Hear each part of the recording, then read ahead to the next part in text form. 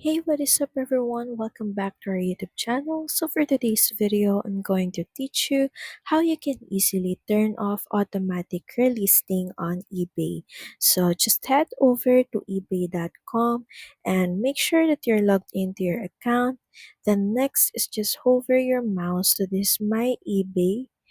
Then from here, just click on selling. So from the selling page, all you have to do is just scroll down until you're in the pricing section. So from here, you should be able to see pricing options button. Just click this and all you have to do is just toggle off this autofill pricing details.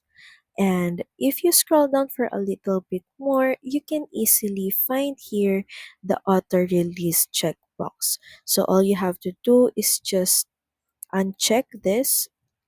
Then once done, just click on save.